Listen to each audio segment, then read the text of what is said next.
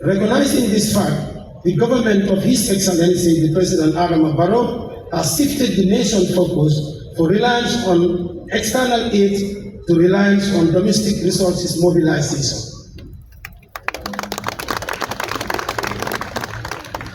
This shift in policy has resulted in the various reforms initiatives being implemented by the Gambia Revenue Authority, and this yield handsome dividends in terms of revenue generation.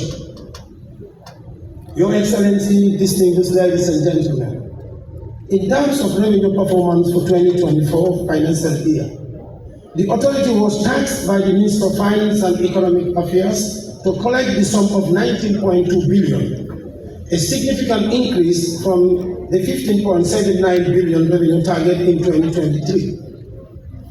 I am happy to announce that as of 31st December 2024, the authority collected over 20.8 billion, surpassing the target by 8% or an absolute variance of over 1.8 billion. When you compare to the 2023 revenue performance, the authority recorded a nominal growth of 32%. In absolute terms, the 2024 revenue performance reflected a growth of over 5 billion from the previous years. That is a great number. It's a high number. Over 5 billion collected above the last year's revenue. It is important to emphasize that this remarkable performance was not achieved through an increase in tax rates, which have remained constant for almost a decade now. Rather, the revenue performance is the result of a strategic reform and initiative aimed at widening the tax base, compliance, and enhancing efficiency through digitalization of our systems and processes. Over the past 3 years, the Revenue Authority has implemented a series of transformative reforms, including but not limited. The implementation of the Asikuda World System in 2022, which is a web-based system and is a very good system for enforcement. This is what we are using for international trade, collections of revenue. The introduction of the digital tax stamp for excisable goods in March 2024, which has eradicated almost 90% of the smuggling that was happening on excisable goods. The introduction of the single window system to enhance and facilitate faster clearance of goods, which allow different players to use the system for trade facilitation.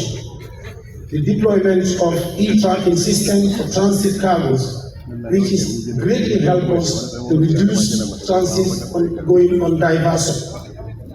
The installation of the digital way bridge at the seaport, which justifies the fact that every declaration that comes on the bulk cargo must be compared and contrasted to whatever they brought in and what is seen at the way bridge level. The implementation of the fuel marking and many others. The fuel marking now has given us a very easy to know the fuels that are coming out of the depot and the ones that are coming through smuggling. This is not all that we ended, but we also have some other reforms ahead of us.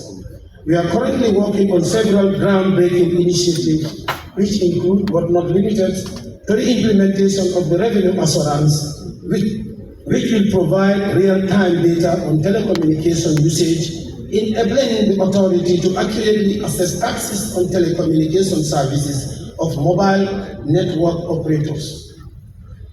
The authority is also in the process of procuring integrated tax administration system called iTax for the domestic taxes department, which will complete the digitalization of the entire business processes for domestic taxes department.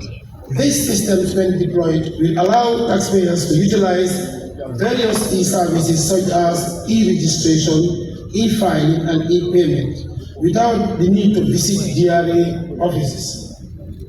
The authority also is working on introducing an electronic physical receipting and smart invoicing for the VAT collection, which will improve the transparent collections and accounting for VAT. At this point, I must say a very big thank you for Dr. Njoguba of Pura, who has helped us to see VAT to stay in this country. It's a long history, but I just want to stop there. He is the man behind the VAT being in the Gambia up to today. Thank you very much, Dr. Njoguba. The authority has procured a digital rental income compliance solution to improve rental income tax collection, which is due to deploy from the 1st of May. These are some of the projects that are coming ahead of us. Your Excellency, distinguished ladies and gentlemen, the excellent revenue